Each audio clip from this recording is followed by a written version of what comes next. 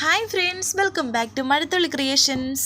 ഈ ചാനൽ നിങ്ങൾ ആദ്യമായിട്ടാണ് കാണുന്നതെങ്കിൽ സബ്സ്ക്രൈബ് ചെയ്യാൻ മറക്കല്ലേ. മൈഥിലി മീഡിയക്കാരോട് സംസാരിക്കുന്നത് കേട്ട് എല്ലാവരും ഞെട്ടി അമ്പരപ്പോടെ നിൽക്കുന്നു. ടി വിയിലൂടെ ഇപ്പോൾ എല്ലാവരും അത് കണ്ടുകൊണ്ടിരിക്കുകയാണ്. ഒരിക്കലും നടന്നിട്ടില്ലാത്തതും നടക്കാത്തതുമായ കാര്യങ്ങളാണ് ഇപ്പോൾ മൈഥിലി ടി വിയിലൂടെ പറഞ്ഞുകൊണ്ടിരിക്കുന്നത്.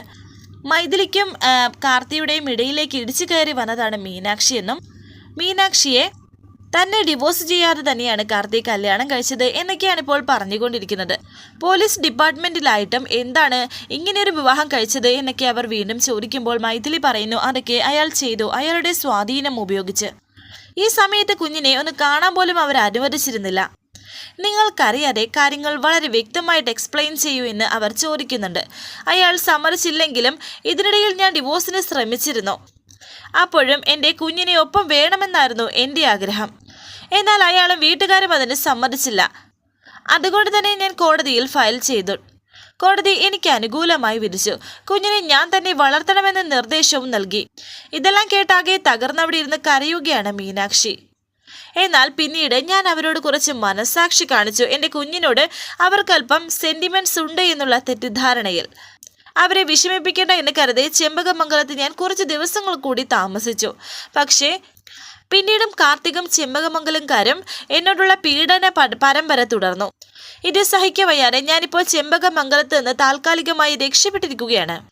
അടിയും ഇടിയും തൊഴിയുമൊക്കെ ആയിരുന്നെങ്കിൽ സഹിക്കുമായിരുന്നു. ഇത് അങ്ങനെയല്ല എന്ന് പറയുമ്പോൾ എങ്ങനെയായിരുന്നു പീഡന രീതികൾ? പോലീസ് മുറിയിലായിരുന്നു എന്നൊക്കെ അവർ ചോദിക്കുന്നു. അതെ, കൈകളുടെയും കാലുകളുടെയും നഖങ്ങൾക്കിടയിൽ മുട്ടുസൂചി കുത്തി തറപ്പിച്ചു. കസേരയിൽ കെട്ടിയിട്ട് കാൽവെള്ളയിൽ ചൂരലിനടിച്ചു. കണ്ണുകളിൽ കുരുമുളക് അരച്ചെഴുതിച്ചു. അങ്ങനെ ഓരോ കാര്യങ്ങളും മൈഥിലി പറയുമ്പോൾ അതെല്ലാം കേട്ട് വീണ്ടും ഞെട്ടിയിരിക്കുകയാണ് എല്ലാവരും. മേഡം, മറ്റൊരു ചോദ്യം. ഈ സമയത്ത് ഇങ്ങനെയൊരു തുറന്നു പറച്ചിൽ നടത്താൻ കാരണം എന്താണെന്ന് അവർ ചോദിച്ചു. പറയാം. പ്രധാനമായും പേടികൊണ്ട്. പണവും പ്രതാപവും ആൾബലവും സ്വാധീനവും ഒക്കെ ഉള്ളവരാണ് ഈ ചെമ്പകമംഗലത്തുകാർ. അവരുടെ ആരോമലുള്ളിയാണ് ഈ കാർത്തിക്. അയാൾ ACP ആയതുകൊണ്ട് പോലീസ് ഡിപ്പാർട്ട്മെന്റിലും വലിയ സ്വാധീനമുണ്ട്. എന്നോടുള്ള വ്യക്തിവൈരാഗ്യം വെച്ച് അയാൾ എന്ത് ചെയ്യാനും മടിക്കില്ല. എൻ്റെ പേരിൽ കൂടുതൽ കള്ളക്കേസുകൾ കെട്ടിച്ചമയ്ക്കാനും എന്നെ വേണമെങ്കിൽ പിടിച്ച് ജയിലിൽ അടയ്ക്കാനും അവർ വിചാരിച്ചാൽ സാധിക്കും. അവരെന്നെ കൊന്ന് ഏതെങ്കിലും തെരുവിൽ കൊണ്ടുപോയി കത്തിച്ചു കളഞ്ഞാലും ആരും ചോദിക്കാൻ വരില്ല. അങ്ങനെയാണ് എന്നെ ഭീഷണിപ്പെടുത്തിയിരിക്കുന്നത്. അതുകൊണ്ടാണ് ഞാനത് മീഡിയ അറിയിക്കുന്നത്. അങ്ങനെ ഈ കാര്യം പബ്ലിക് അറിയുമല്ലോ. പബ്ലിക് അറിഞ്ഞാൽ ഒരു പരിധിവരെ എനിക്ക് മരണത്തിൽ നിന്നും രക്ഷപ്പെടാം.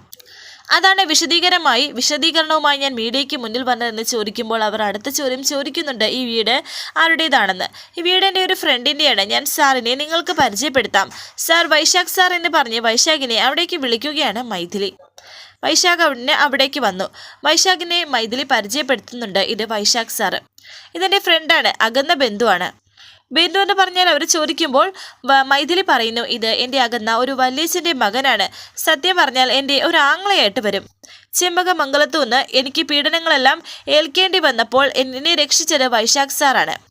ആങ്ങളെ ആവുമ്പോൾ സാറെന്ന് വിളിക്കുന്നത് എന്തിനാണെന്ന് അവർ ചോദിക്കുമ്പോൾ മൈഥിലി വീണ്ടും പറയുന്നു, ഇദ്ദേഹം എൻ്റെ മാഷാണ്, എനിക്ക് ട്യൂഷൻ എടുത്തിട്ടുണ്ട്, അങ്ങനെ സാറെന്ന് വിളിച്ച് ശീലിച്ചിട്ടുള്ളതാണ്. എന്നെ രക്ഷിച്ചതിൻ്റെ പേരിലുള്ള പ്രതികാരം വൈശാഖിൻ സാറിനോടുമുണ്ട് ചെമ്പകമംഗലത്തുകാർക്ക്.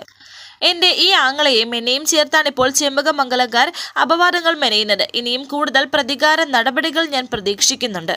വൈശാഖ് മനസ്സിൽ വിചാരിക്കുന്നുണ്ട്, എൻ്റെ അമ്മോ, ഞാൻ പ്രതീക്ഷിച്ചതുപോലെയല്ലോ, ഇവളൊരു തിമിംഗലമാണ്, സകലരെയും വിഴുങ്ങുന്ന തിമിംഗലം. ശേഷം കാണിക്കുന്നത് ഇതേ സമയം അവിടെ ഒരു പോലീസ് വാഹനം വരുന്നത് മറ്റാരുമല്ല, കാർത്തിക് തന്നെയാണ്. കാർത്തിക് മാത്രമല്ല, കാർത്തിയുടെ പോലീസുകാരും അവിടേക്ക് വന്നു. മൈഥിലി പറയുന്നുണ്ട്, കണ്ടോ, ഞാൻ പറഞ്ഞില്ലേ, ഇയാളാണ് ACP കാർത്തിക്. സാർ, എന്താണ് സാർ പെട്ടെന്ന് എവിടേക്ക് എന്ന് അവർ ചോദിക്കുമ്പോൾ കാർത്തിക് പറയുന്നുണ്ട്, ഇവിടെ പ്രസ് മീറ്റ് ആയിരുന്നു അല്ലേ എന്ന്. അതെ സാറ്, ചോദിച്ചതിന് മറുപടി പറഞ്ഞില്ല എന്നവർ പറയുമ്പോൾ കാർത്തിക് പറയുന്നു, ചെമ്പകമംഗലത്തിൻ്റെ പരമ്പരാഗത സ്വത്തായിരുന്ന ഒരു മരതക വാൾ മോഷണം പോയി. ആ വാൾ അന്വേഷിച്ചാണ് ഞങ്ങൾ ഇവിടെ എത്തിയത്. ചെമ്പകമംഗലത്തിൻ്റെ വാളും പരിചയമൊക്കെ അവിടെയല്ലേ കാണേണ്ടത് എന്ന് അതിന് ഈ പാവപ്പെട്ട സ്ത്രീയെ വേട്ടയാടുന്നത് എന്തിനാണെന്നും അവർ ചോദിച്ചു. ഇവനും ഇവളും പാവപ്പെട്ടവരും നിഷ്കളങ്കരുമാണെന്ന് നിങ്ങളോട് ആരാ പറഞ്ഞത് എന്ന് കാർത്തി ചോദിക്കുന്നു. ഇവള് പറഞ്ഞു എന്ന് ചോദിക്കുമ്പോൾ അവർ പറയുന്നു, ഇതൊക്കെ ഇവരെ കുറേ കാര്യങ്ങൾ പറഞ്ഞു, അതൊക്കെ ഇപ്പോൾ പബ്ലിക്കിലൂടെ അറിഞ്ഞു കാണും. ACP കാർത്തിക് സാറിന്റെ ആ വീരകഥകളും താലികെട്ടി കൂടെ കൂട്ടിയ ഭാര്യയോട് കാണിച്ച പീഡന പരമ്പരകളും എന്നൊക്കെ ആ മീഡിയക്കാർ സംസാരിക്കുമ്പോൾ വളരെ ദേഷ്യത്തോടെ കാർത്തി അവരോട് ഷട്ടപ്പ് പറഞ്ഞു. ഞങ്ങൾ ഇവിടെ വന്നത് ഞങ്ങളുടെ ജോലി ചെയ്യാനാണ്, അല്ലാതെ നിങ്ങളുടെ കാര്യം കേൾക്കാനല്ല എന്നൊക്കെ കാർത്തി പറയുന്നു. അതുകൊണ്ട് മിണ്ടാതിരിക്കാനും പറയുന്നുണ്ട്. കമാൻഡ് സെർച്ച് എന്ന് പറഞ്ഞവിടേക്ക് സെർച്ച് ചെയ്യാൻ പറഞ്ഞു. അവരെല്ലാം സെർച്ച് ചെയ്യാനും തുടങ്ങി. സെർച്ച് വാറന്റ് ഉണ്ടോ എന്ന് വൈശാഖ് ചോദിക്കുമ്പോൾ കാർത്തി പറയുന്നുണ്ട്, വാറന്റ് ഞാൻ കാണിച്ചു തരാം, മാറടാ മുന്നീന്ന് എന്ന് വൈശാഖിനോട് പറയുന്നു. വേണ്ട, അകത്ത് കയറണ്ടെന്ന് മൈഥിലിയും. പോലീസിന്റെ ഡ്യൂട്ടി തടസ്സപ്പെടുത്തിയാൽ നീയൊക്കെ വിവരം അറിയുമെന്ന് കാർത്തി പറയുന്നു. മാറടി എന്ന് വളരെ ദേഷ്യത്തോടെ പറയുമ്പോൾ മൈഥിലി മാറിക്കൊടുക്കുന്നു. മീഡിയക്കാരും തന്നെ അകത്തേക്ക് കയറി പോകരുത്, എന്റെ പെർമിഷൻ ഇല്ലാതെ അകത്തേക്ക് കയറിയാൽ ഒന്നിനെയും ഞാൻ വെറുതെ വിടില്ലെന്നും കാർത്തി പറയുന്നു. പോലീസുകാരെ എല്ലായിടവും സെർച്ച് ചെയ്യുകയാണ്. മൈഥിലി കൊണ്ടുവന്ന ആ ബാഗിൽ ഉൾപ്പെടെ പോലീസ് തിരയുന്നു. എന്നാൽ ഇപ്പോൾ കാർത്തിയുടെ മുന്നിലേക്ക് കുഞ്ഞിനുമായി വൈശാഖ് വരുന്നുണ്ട്. വൈശാഖിന്റെ കയ്യിൽ ഒരു കത്തിയുമുണ്ട്. ഞാൻ ചെമ്പകമംഗലത്തെ വാൾ എടുത്തു എന്ന് പറഞ്ഞ് എന്നെ കഴിവേറ്റാൻ വന്നതായിരിക്കും അല്ലേ നീ എന്നൊക്കെ വൈശാഖ് കാർത്തിയുടെ മുന്നിൽ വന്ന് പറയുന്നു. കുറെ പോലീസുമാരുമായിട്ട് വന്ന് എന്നെ അങ്ങ് വിരട്ടിക്കളയാമെന്ന് വിചാരിച്ചു അല്ലേടാ? എന്താടാ ഒന്നും മിണ്ടാത്തത്, നിന്റെ നാവിറങ്ങിപ്പോയോ എന്നൊക്കെ വൈശാഖ് പറയുന്നു. മൈഥിലിയും ഇത് കണ്ടുകൊണ്ട് അവിടേക്ക് വന്നു. എന്നാ നീ കേട്ടോ, വാള് കട്ടെടുത്തത് ഞാൻ തന്നെയാടാ. വാള് മാത്രമല്ല, നിന്റെ ഭാര്യയും ഞാൻ കട്ടെടുത്തു. ആ കൂട്ടത്തിൽ ബോണസായി കിട്ടിയതാണ് ഈ സാധനത്തിന് എന്നും വൈശാഖിന്റെ കയ്യിൽ ഒരു കത്തിയുണ്ട്. അടങ്ങിയിരിക്കടാ, പക്ഷേ ഈ ബോണസ് എനിക്കൊരു അധിക പറ്റാണ്, വേസ്റ്റ് എന്ന് പറയും. വേസ്റ്റ് സൂക്ഷിക്കുന്നത് വൈശാഖിന് തീരെ ഇഷ്ടമല്ല. ഇതേ ജീവനുള്ള വേസ്റ്റ് ആയതുകൊണ്ട് ഇതിനെ വൈകാതെ ഞാനങ്ങ് തീർക്കും. ഒരു കിളിക്കുഞ്ഞിന്റെ കഴുത്ത് അരിയുന്നത് പോലെ എന്ന് വൈശാഖ് പറയുമ്പോൾ വൈശാഖിന്റെ അരികിലേക്ക് വരികയാണ് കാർത്തി. എന്നിട്ട് ആ കത്തി പിടിച്ചു മാറ്റാൻ ശ്രമിക്കുന്നു. വൈശാഖെ എന്റെ കുഞ്ഞിനെ താ എന്ന് പറഞ്ഞ് വൈശാഖിന്റെ കയ്യിൽ നിന്നും കുഞ്ഞിനെ പിടിച്ചു വാങ്ങിച്ചിരിക്കുകയാണ് മൈഥിലി. കാർത്തി ഇപ്പോൾ വൈശാഖിനെ അടിച്ചിടുമ്പോൾ അതുപോലെ തന്നെ വൈശാഖും കാർത്തിയെ തിരിച്ച് ചവിട്ടാൻ തുടങ്ങുന്നു. അങ്ങനെ രണ്ടുപേരും അവിടെ അടിപിടി കൂടുമ്പോൾ പോലീസുകാർ അവിടെ രണ്ടുപേരെയും വന്ന് തടഞ്ഞു. മീഡിയക്കാർ സംസാരിക്കുകയാണ്. ആ ACPക്ക് ഭ്രാന്താണെന്ന് തോന്നുന്നു, എന്തായാലും ഒരു കൊല നടക്കുന്നതിന് മുമ്പ് നമുക്ക് കയറി ചെന്നാലോ എന്ന് പറയുമ്പോൾ മറ്റൊരു മീഡിയക്കാരൻ പറയുന്നുണ്ട്, നീ എന്ത് മീഡിയക്കാരിയാണ്, ഒരു കൊല നടക്കുന്നത് കാണാനല്ലേ നമ്മൾ വന്നിരിക്കുന്നത്. എന്നാൽ വൈശാഖിനെ തൂക്കിയെടുത്തോണ്ട് വരികയാണ് കാർത്തി. എന്നിട്ട് അവിടെ ഇട്ടടിക്കുന്നു. ഇതെല്ലാം മീഡിയക്കാർ ഷൂട്ട് ചെയ്യുകയും ചെയ്യുന്നു. ഇതെല്ലാം മീഡിയയിലൂടെ എല്ലാവരും കാണുന്നുണ്ടായിരുന്നു. എൻ്റെ ആങ്ങളെ തല്ലിക്കൊല്ലല്ലേ എന്നൊക്കെയാണ് ഇപ്പോൾ മൈഥിലി പറയുന്നത്. ഈശ്വര, ഇതാകെ പ്രശ്നമാവുമല്ലോ എന്നൊക്കെ സാവിത്രി പറയുമ്പോൾ ഇതാകെ വിഷയമാകും, നമുക്ക് അവിടം വരെ ഒന്ന് പോയാലോ എന്ന് കൈമൾ പറയുന്നു. അതുകൊണ്ട് എൻ്റെ കാര്യം അവിടെ ചെല്ലുമ്പോഴത്തേക്കും ഈ പ്രശ്നങ്ങൾ തീരുമെന്ന് രാജലക്ഷ്മി മീനാക്ഷിയോട് പറയുന്നുണ്ട്. നീ അവിടെ ഒന്ന് വിളിക്കാൻ. എന്നാൽ ഞാൻ അപ്പോഴേ വിളിക്കുന്നുണ്ട്, ഒന്ന് ഫോൺ എടുത്തിട്ട് വേണ്ടേ എന്ന് മീനാക്ഷി പറയുന്നു. ഇത് നാട്ടിൽ വലിയ കോലാഹലമാകും, അവനൊന്ന് നിർത്തിയിട്ട് പോന്നാ മതിയായിരുന്നു എന്നൊക്കെ സാവിത്രി പറയുന്നു. ഇയാളൊരു പോലീസല്ല, ഇയാളൊരു ഗുണ്ടാ നേതാവാണ് എന്നൊക്കെ മീഡിയക്കാർ പറയുന്നു. നിങ്ങളൊരു പോലീസ് ഉദ്യോഗസ്ഥനോ അതോ സാധാരണക്കാരുടെ അന്തകനോ എന്നൊക്കെ അവർ ചോദിക്കുന്നുണ്ട്. ഇതെല്ലാം DGPയും കാണുന്നുണ്ടായിരുന്നു TV-യിലൂടെ. DGP കാർത്തി എത്ര വിളിച്ചിട്ടും കിട്ടുന്നതുമില്ല. DGPക്കാണെങ്കിൽ ഇതൊക്കെ കാണുമ്പോൾ വളരെ ദേഷ്യമാണ് വരുന്നത്. ഞാൻ എന്ത് കുറ്റം ചെയ്തിട്ടാണ് എന്നെ ഇങ്ങനെ ഉപദ്രവിക്കുന്നത് എന്നൊക്കെ വൈശാഖ് ചോദിക്കുന്നു. സാറിൻ്റെ ഭാര്യയോടുള്ള ദേഷ്യം എന്നോട് തീർക്കുന്ന എന്തിനാണെന്നും വൈശാഖ് ചോദിക്കുന്നുണ്ട്. മീഡിയക്കാരുടെ മുന്നിലായതുകൊണ്ടാണ് വൈശാഖ് ഇങ്ങനെ താഴ്ന്ന് സംസാരിക്കുന്നത്. സാർ കളഞ്ഞപ്പോൾ ആ പെണ്ണ് എൻ്റെ അടുത്ത് വന്ന് അഭയം ചോദിച്ചതാണ്, അവൾ എൻ്റെ സിസ്റ്ററാണ് എന്നൊക്കെ വൈശാഖ് പറയുമ്പോൾ നിന്റെ ഒരു സിസ്റ്റർ എന്ന് പറഞ്ഞ് കാർത്തിക് വൈശാഖിനെ കാറിലേക്ക് കയറ്റാൻ തുടങ്ങിയപ്പോൾ മീഡിയക്കാർ വീണ്ടും ചോദ്യമായി വരുന്നു. നിങ്ങൾ കാണിക്കുന്നത് മനുഷ്യാവകാശ ലംഘനമാണെന്ന് പറയുമ്പോൾ കാർത്തി പറയുന്നുണ്ട്, എന്താ വേണ്ടതെന്ന് ഞാൻ നോക്കിക്കോളാമെന്ന്. കാർത്തിയുടെ ഫോണിലേക്ക് DGP വിളിച്ചു. ദേഷ്യത്തോടെ ആദ്യം ഫോൺ എടുക്കുകയായിരുന്നു കാർത്തിക്. എന്തക്രമോ താനീ കാട്ടിക്കൂടുന്നത്, ചാനലുകളിൽ ഉത്സവമാണ്, ഇമ്മീഡിയറ്റ്ലി റിപ്പോർട്ട് ചെയ്യാനും പറയുന്നുണ്ട്. ഇതിനു വേണ്ടിയിട്ട് തന്നെയാണ് വൈശാഖ് ഇങ്ങനെയൊക്കെ കാട്ടിക്കൂട്ടിയത്.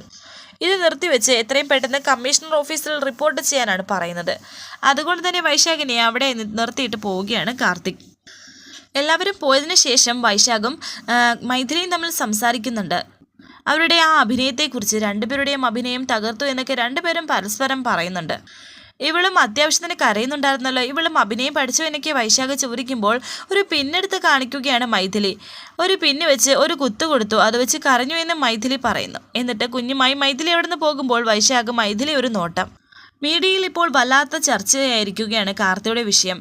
അതിനെപ്പറ്റിയാണ് ചെമ്പകമംഗലത്ത് എല്ലാവരും സംസാരിക്കുന്നത്. അങ്ങനെ അവർ സംസാരിച്ചിരിക്കുന്നുണ്ട്. ആ വാൾ കൊണ്ടുപോയതിൻ്റെ ആ ഒരു മാറ്റം ഈ തറവാട്ടിൽ കാണാനുണ്ടെന്ന് പറയുമ്പോൾ രാജലക്ഷ്മി പറയുന്നുണ്ട്, വാള് കൊണ്ടുപോയത് മൈഥിലിയാണെന്ന് എനിക്ക് തോന്നുന്നില്ല.